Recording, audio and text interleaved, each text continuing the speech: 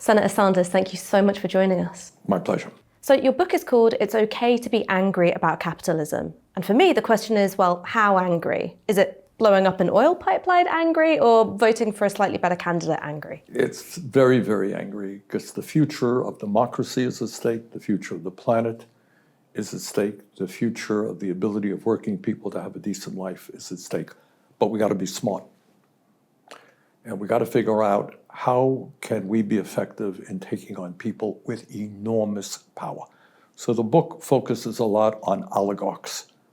All right, what does that mean? It means that in the world today, the top 1% owns more wealth than the bottom 99%. In my country, richest country on earth, the United States, 3 people own more wealth than the bottom half of American society. But their power is not just money, it's how they use money. They own much of the media, all right? In terms of American politics, if you are a billionaire, you can now spend as much money as you want, hundreds of millions of dollars, to defeat Bernie Sanders, to support some right-wing candidate. So what you're seeing now is democracy, in quotes, being owned by big money. You're seeing more concentration of ownership. Many of the large companies you have here, we have in the United States, they're all over the world, controlled by a very few people. And then with artificial intelligence coming and robotics coming, what do we do about that? Who's going to benefit from all that? So the challenge that we face, in my view, how do we bring people together, country by country and internationally, to tell the oligarchs that this world belongs to all of us, not just a few people? That's the challenge that we have. Ain't easy, believe me. In the book, you give the example of a criminal who walks into a shop and he shoots the clerk behind the counter, and the very clear societal repercussions for that. Right. He'll probably lose his job, he'll probably go to jail. Lose his job, yeah. Well, More than lose his job. He will go to jail, He will go to jail. Whereas for oligarchs who profit off the misery of working class people, for fossil fuel CEOs, for arms manufacturers, there's no such repercussions. Do you think, deep down, do you feel like these are people who should really be in prison? The answer is yes and no. The answer is they're not breaking the law. And you know why? Because they write the law. All right? But from a moral perspective, what do?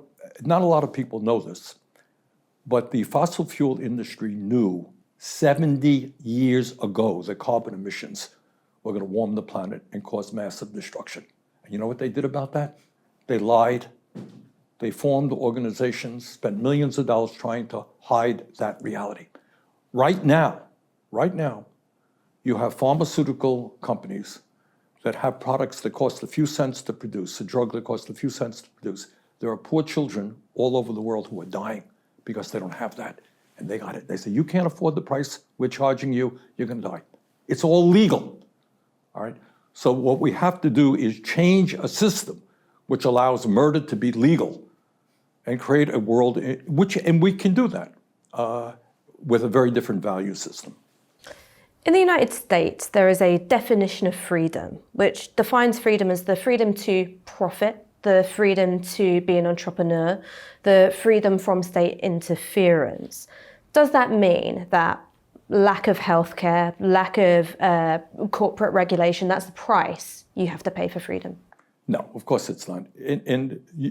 What does freedom mean? That's a great question, all right?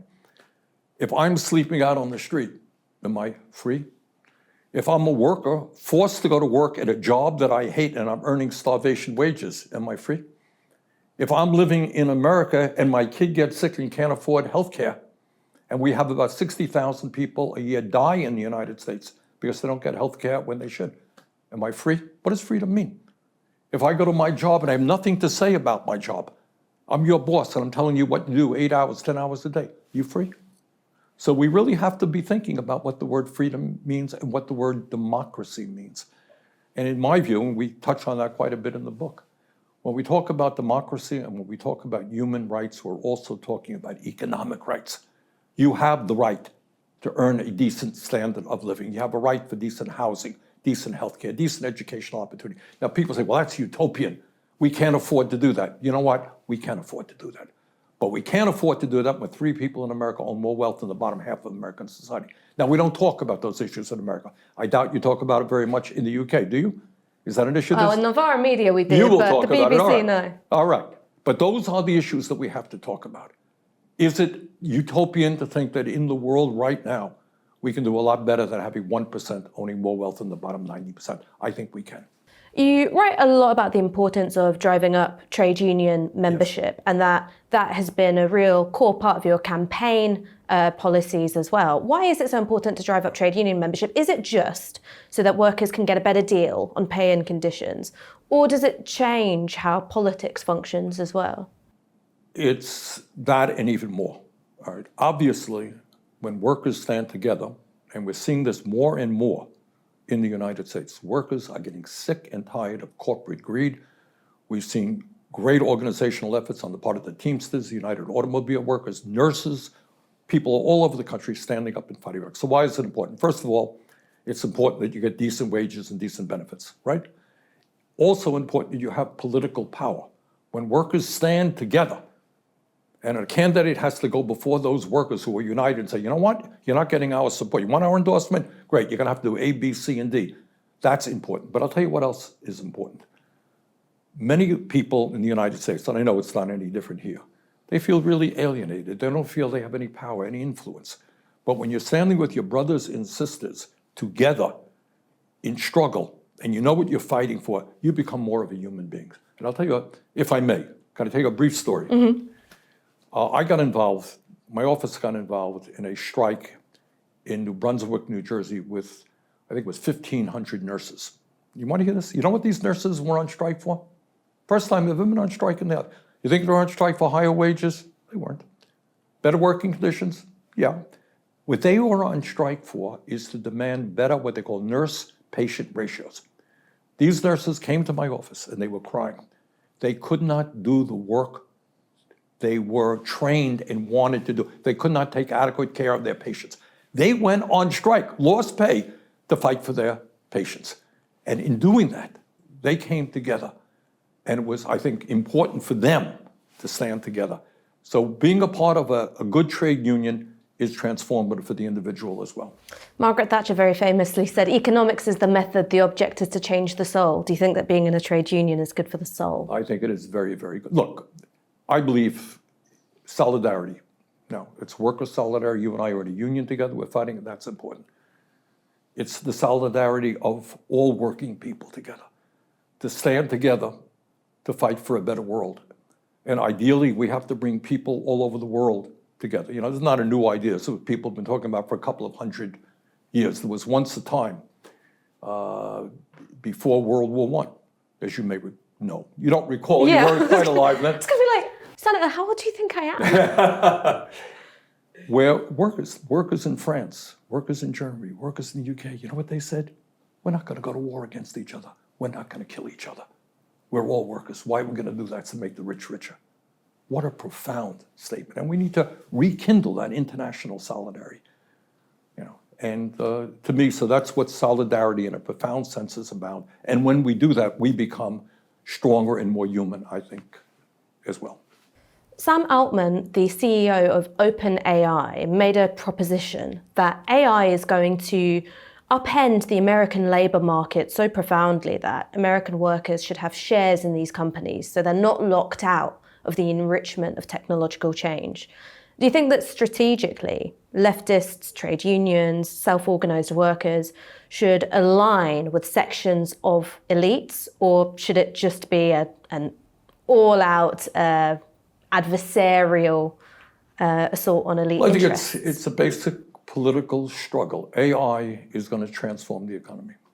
Who makes the decisions, whether you have a job or not? But you sit there and say, hey, guess what? A machine came, took your place. Have a nice day, you're gone. Really? Interesting enough, I'm chairman of a committee called the Health Education Labor Committee. We'll be holding a hearing within a month or two on a 32-hour work week for the United States. Now, why are we doing that? The point is to show that AI is not in itself a bad thing. It's who benefits, who loses. If AI is going to increase worker productivity, should it just be the bosses and the corporations who make out, or should workers benefit, among other things, by seeing a reduction in their work week? So AI is a profound development which has the opportunity, I think, the chance to improve life, reduce the work week, have a significant increase in lowering poverty rates all over the world. We have got to control what happens and not just a handful of people on top. You lay out in the book the series of crises, catastrophic crises we're facing as a species: climate change, food instability, the emergence of AI, what that means for the labour market, polarisation, war back on the European continent. Yeah. The methods of change that you talk about, community organising, trade union struggles, elections, this can feel very slow in the face of the urgency of these crises. Yes. So how do you make sense of that, the urgency of the crises and the speed of political change? That's a very good question, and I wish I had a magical answer. I don't. You're right. If we don't get a handle on fossil fuel emissions, the planet that our kids and grandchildren will be experiencing will be increasingly uninhabitable and unhealthy. We got to move urgently. So I don't think there's one magical answer. I mean, I think when people go to the street and protest, it's exactly right. But I think you cannot ignore the political process as well. Right now, what I have to deal with, starting, as soon as I get back, is how do I make sure that Donald Trump does not become the president of the United States? Because this is a guy who doesn't even believe in the concept, doesn't believe that there is a climate change. So if he's elected, he will have an impact on the whole globe. It will be a terrible disaster. So I think there's not one answer to it. I think you have to work in your way. I'm a United States Senator. I have to work in a different way. But we all have to work with, I hope, a common vision that obviously we got to transform our energy system, save the planet.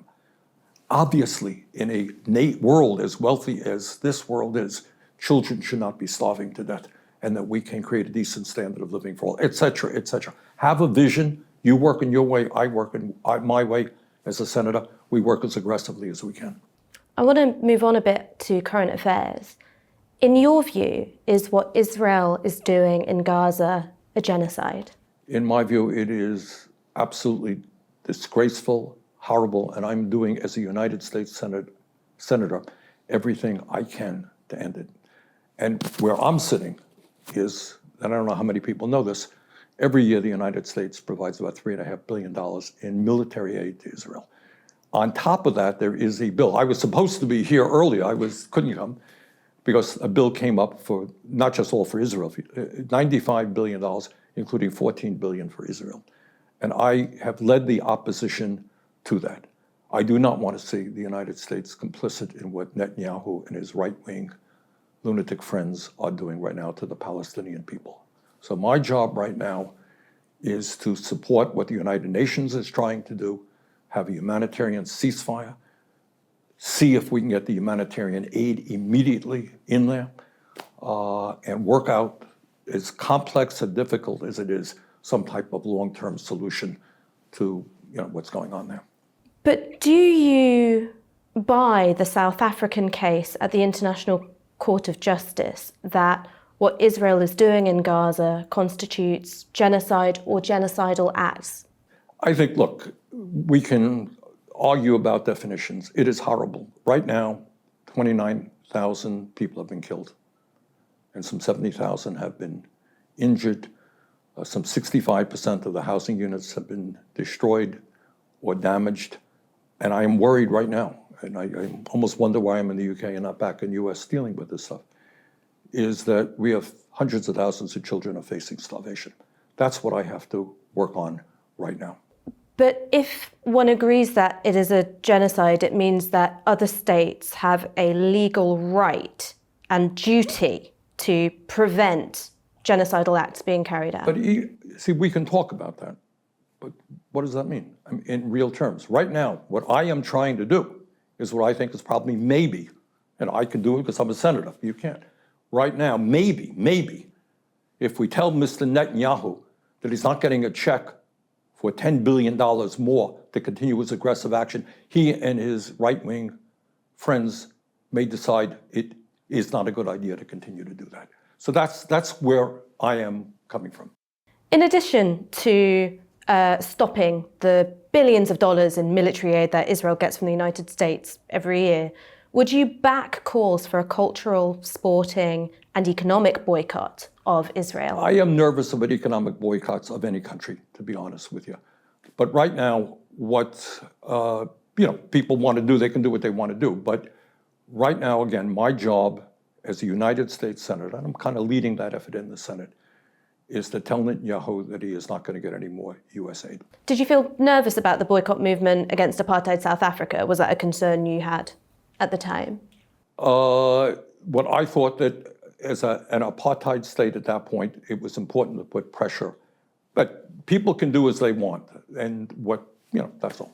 Do you think that it's right that British citizens and American citizens can go and fight in the IDF when, as you say, there are such profound humanitarian concerns in Gaza?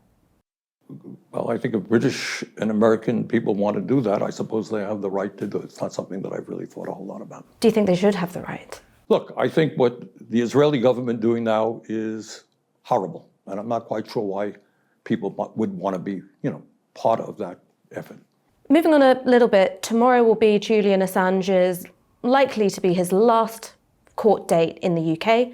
He is facing spying charges in the United States. This could be his last chance to remain here in the UK. Do you think that he should be protected as a whistleblower? I don't know a whole lot about it, to be honest with you, but I am a little bit nervous about the Espionage Act being used against him in the United States. Do you think that people have a right to know what their governments are doing abroad? I think so. Yes, I do. And I guess my last question is that it could be a Trump-Biden election. How worried are you about that particular contest? Well, if you believe the polls, and I do, right now, if the election were held today, it's likely that Trump would win. Is there something the Democrats should be doing differently? Yeah, they should be doing a lot differently. And I'm going to do my best to get them to do a lot differently as an independent. And that is, if you want to win over Trump supporters, you got to start talking about the needs of working families. You got to make working people understand that government can actually do good things for them, that we don't have to undermine democracy and blame immigrants for all of our problems. So we need a transformation of the Democratic Party. We need to make it a party of the working class, speaking to the needs of the working class. And if we begin that process, I think Biden can win. Senator Sanders, thank you so much for joining us. Yeah, thank you very much for having me.